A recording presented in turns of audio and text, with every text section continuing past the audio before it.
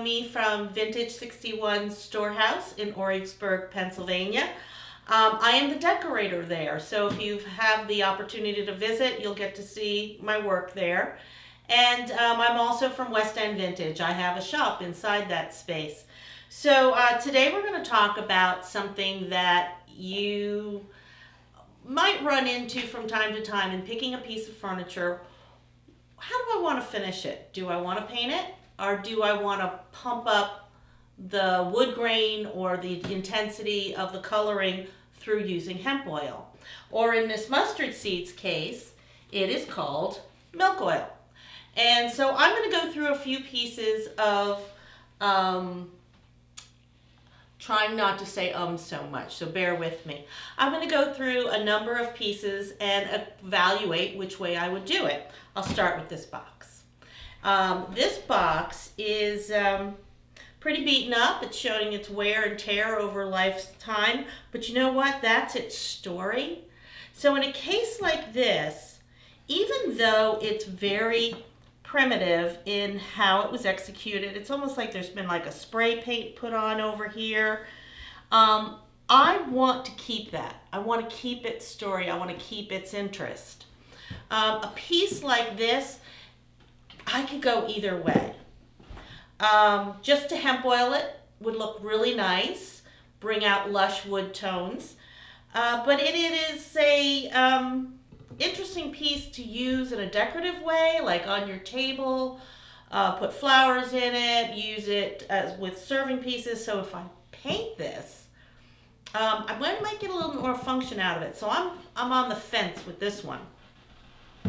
This is a little wall pocket. It's already painted and it's hand painted, and I'm going to keep it. I'm going to keep it intact. With a little hemp oil, I can bring back its lushness. So let me give you an example of how to judge what a wood is going to look like hemp oiled. When you're out flea marketing and working your way through thrift shops, go ahead and do this if you're thinking about just hemp oiling it. You do the finger test. Lick your finger. And then you can get this. When you put your finger down, it's going to show you the color of the wood. In this case, it's a little hard for the camera to see, but you will begin to see that. I have another piece here. So would I paint this, or would I hemp oil it? Is it on camera? Yeah? Mm-hmm. All right, it's good. A bark, like a tree cutting here, bark on the side, and a very primitive, knotty, wooden looking base. If I painted this, it would look like a lump. All of this detail of the bark would just be, well, what is that? It doesn't have the kind of interest for paint, but it has amazing interest for hemp oil. All right, so I'm going to go ahead and give you a few examples. Let's start with our little bucket over here and our milk oil. And this wood is so old and so dry, it's going to suck right in. But you're going to start seeing that old red paint come to life, and the gray paint and the wood tones coming through take on a new lushness. So, tilt this so you can begin to see it. And I'm going to do this whole box in hemp oil. I'll put it aside for right now. But typically what you do is you brush it on, let it soak in for a little bit, and then wipe it off. This piece here, with the hand painted, I'm also going to hemp oil, like I said. I'll hemp oil half of it. All right, let it start to soak in. Then we take a rag so you can see the difference. So suddenly that very dull black and very aged gold are really crisp and really bringing this piece to life. So in that case, always a hemp oil. Let's take a look at our stand. Again, it's got this great bark look. You can see that grain coming through. And I call this is only me, the I Love Lucy moves to Connecticut. Do you remember those episodes? They leave the city, they move to Connecticut. She even gets locked in a furniture store. It's that early American reinvented in the 50s and that Ethan Allen time period look. As a wood, I don't think this is very interesting. As a time period, right now it's not very interesting.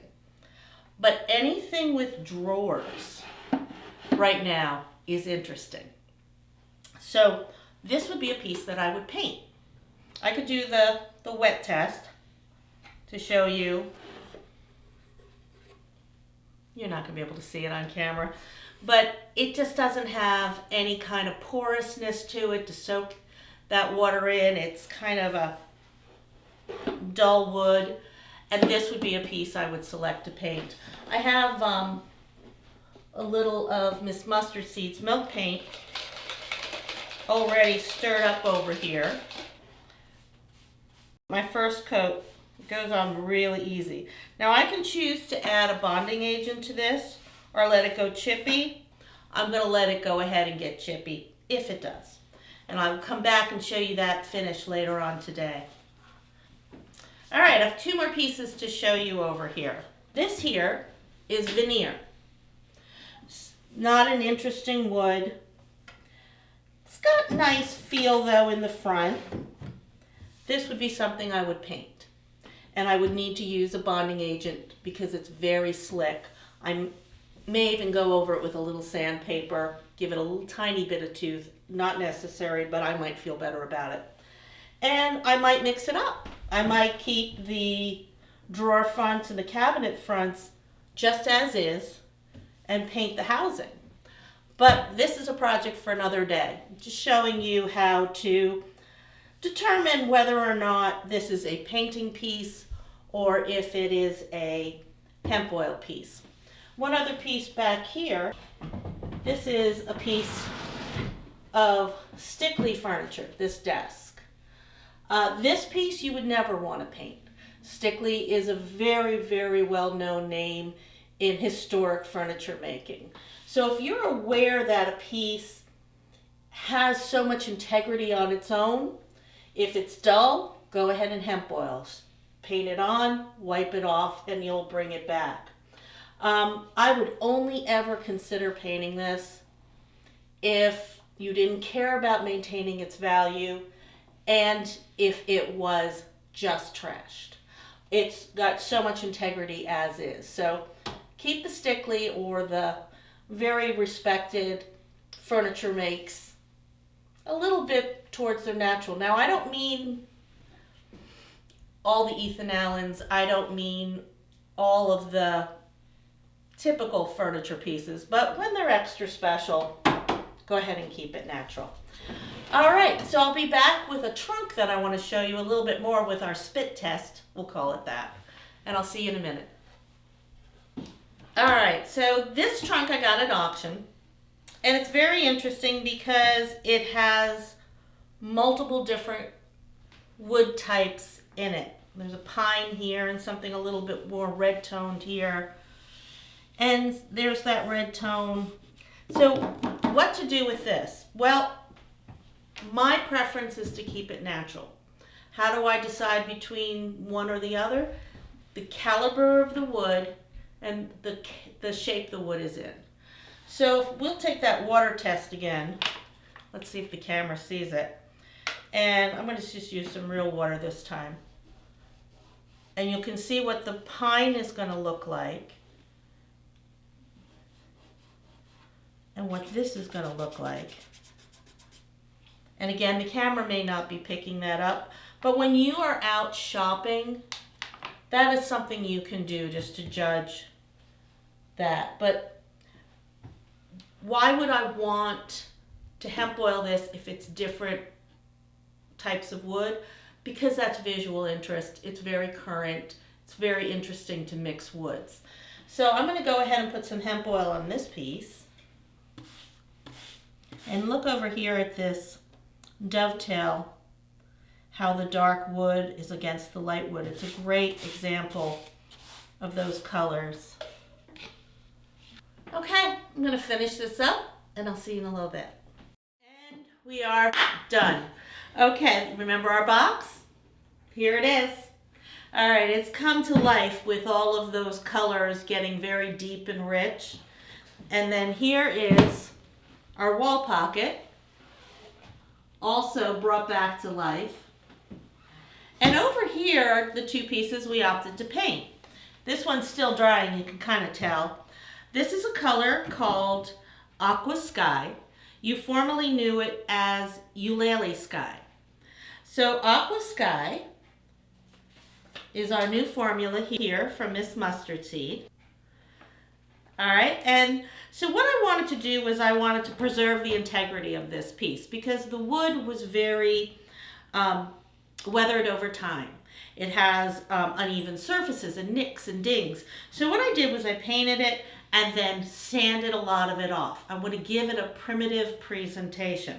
So we have the one color on the outside, but notice the paint colors came through because I only did 2 coats on this and then sanded it back. And then inside, I put boxwood, give it a little contrast, also sanding it back. And if you notice on this side, it has a little metal plate. Well, I went back in and I sanded that off so you can see that as well, giving it all of its history and interest. I'd probably use this to put out flowers.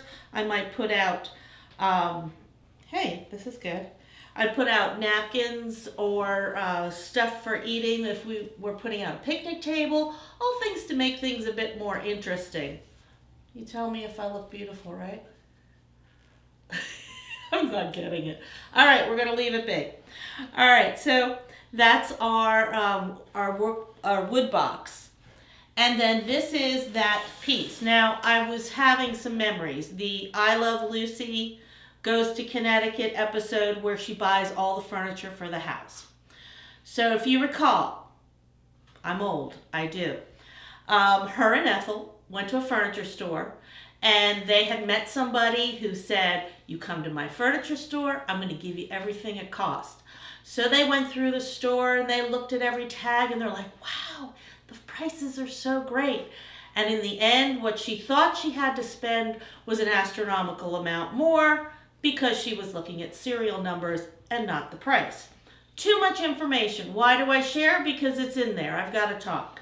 So this is our little primitive shelving unit. I've also covered it in the Aqua Sky.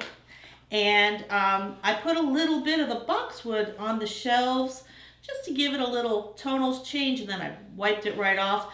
And then both these pieces were finished with hemp oil, and it brings out the lushness. This again, I gave it a primitive presentation. So, in addition to that, drum roll, we have our little plant stand. Looking all good. You can see all the grains coming through, the little knot, all nice and deep and rich and waiting for some spring plant to go on it. Here's our trunk. Isn't she beautiful? All those different woods all marry beautifully with the hemp oil and the rich saturation. So this has been my little presentation of how to determine what to paint and what to hemp oil. I'm Kathy. You know me from Vintage 61 Storehouse. Come on up, visit us in Origsburg, Pennsylvania. And you know, all of these products, all the Miss Mustard Seeds, the whole line, we have it there. Come on up, do some shopping, and you will see all of these in the shop as well. Take care.